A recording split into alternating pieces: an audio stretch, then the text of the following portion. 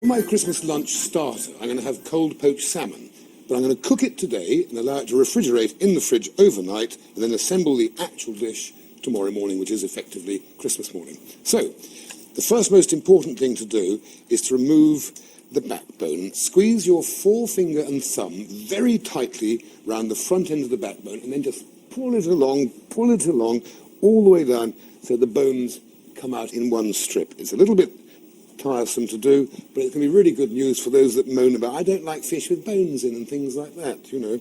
So you get the bones out quite simply like that and throw that away. In fact, we won't throw it away. It's a very bad thing to do, because what I'll do, I'll put this into the bottom of this fish kettle, which has also got just water, celery leaves, lemon juice, bay leaves, and a little salt.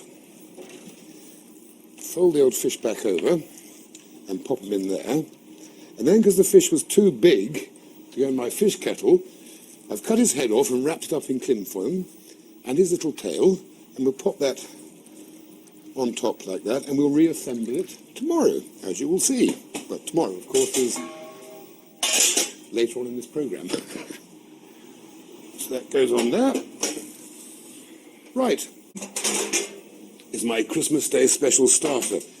You remember that I poached this salmon, and by the way, the perfect way to cook a salmon is to simply bring it to the boil. The second it's boiled, switch off the heat and leave the salmon in there, let it cool down overnight.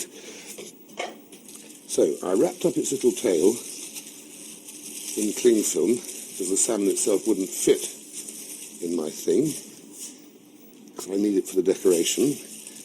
And his little head, that looks very much like my director. Then we lift the salmon out. For the moment, this is all a little bit messy, but we'll make it unmessy in a moment or two.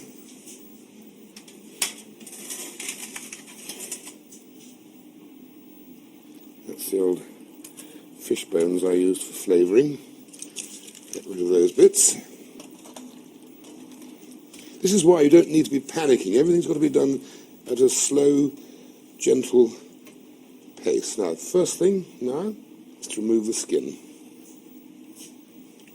Now, it's quite messy, but when I finish it will look wonderful. And also, of course, when they come having had too much sherry before lunch, the fish bones and the skin won't get stuck in their teeth because it's all removed.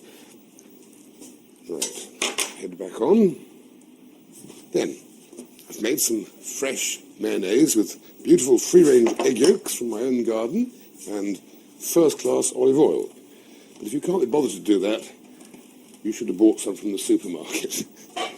Then we start to reconstruct the old fish with mayonnaise.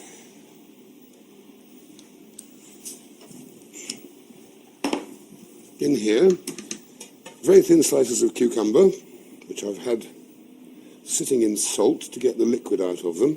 And then we put the scales on the fish back, but made from cucumbers. As you can see, this is going to take quite a few minutes for that to happen. Needless to say, since Christmas is meant to be a family affair, there's no reason why the kids or the husband or whatever couldn't be finishing off the salmon like this with laying the bits of cucumber on, leaving you free to have a well-deserved slurp of something. Right, that's pretty much ready. I'll give that a final wipe before the guests come, but in the meantime, I just pop it in the fridge to keep it cool and fresh until lunch. To get the